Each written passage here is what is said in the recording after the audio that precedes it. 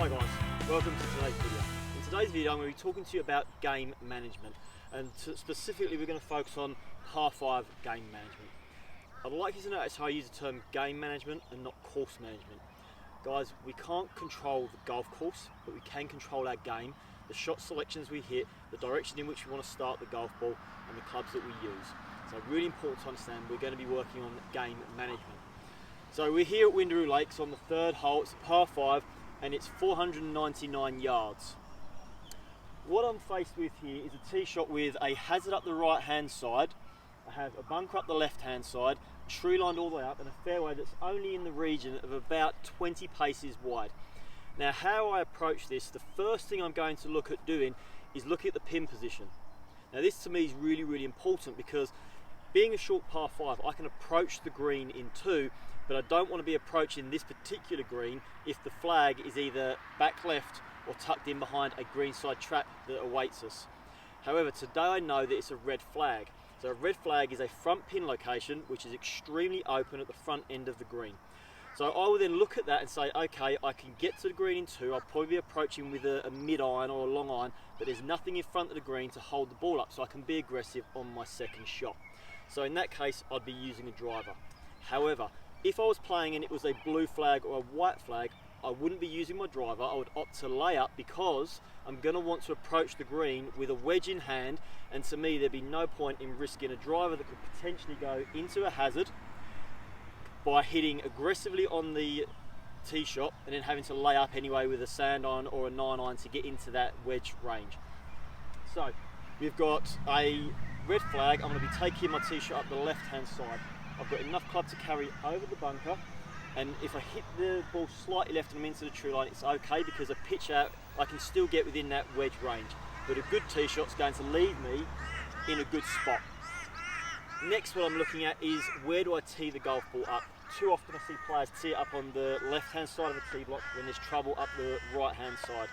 Guys, my recommendation would be to tee up to the right hand side and be playing away from the hazard. So we're going to go ahead and play this particular hole now, and we're going to talk through the second and even the third shots all the way up to the green. So I'm going to take my tee shot. I'm going to tee my ball up on the right hand side of the tee block here. I'm just going to try to make a good swing. The other thing as well on par 5 is I'm not trying to overpower my tee shot. I understand it's a par 5, I can get there in 2 comfortably. I just need to make sure that I put a good swing, take it up the left hand side and try and keep that ball in play.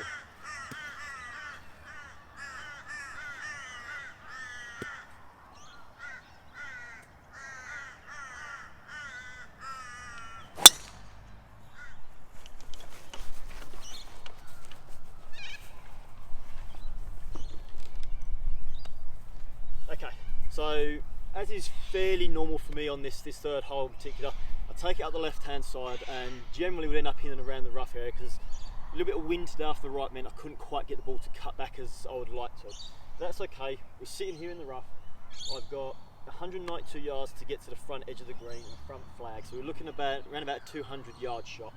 One of the key things for me to think about, and I'd like you guys to think about, is when I'm coming out of the rough, that the ball's going to fly a little bit more. So because I'm trying to land this ball short of the green, I know it's going to bounce up a little bit, but the rough here is going to enable me to get the ball to release a little bit quicker.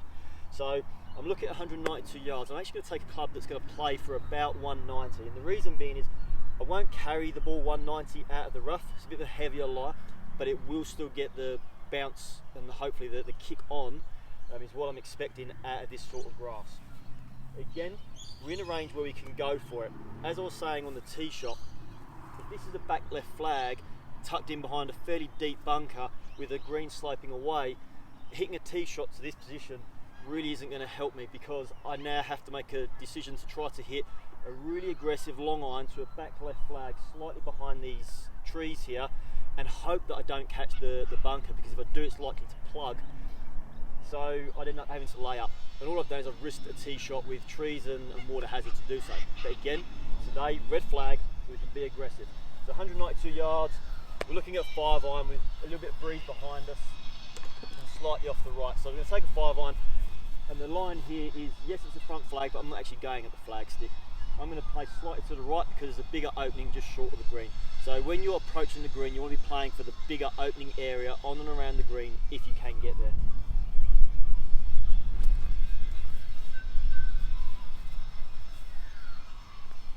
Try and take it just slightly to the right of the flag stick with hopefully a little bit of drawing.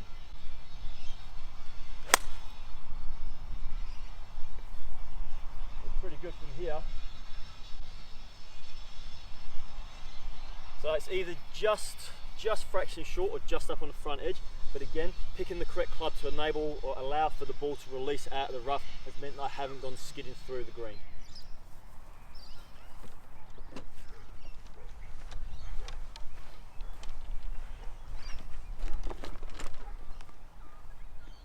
Okay, so as we can see here, the 5-iron approach shot has landed, has finished up a few paces short of the green. So as we look around, front flag, we wasn't overly stupid with the approach shot. Had I taken a 4-iron to try to land it on the green, I likely would have got into that back bunker there. So we played the sensible percentage shot, hit the large wide open area, and I've left myself a putt for eagle now.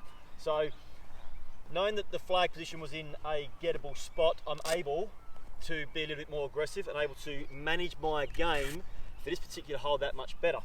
So now we're left with a relatively easy putt up and over a hill. Once it hits the green, it's a little bit down slope and a fraction left to right. So we'll see if we can hold the putt for the eagle.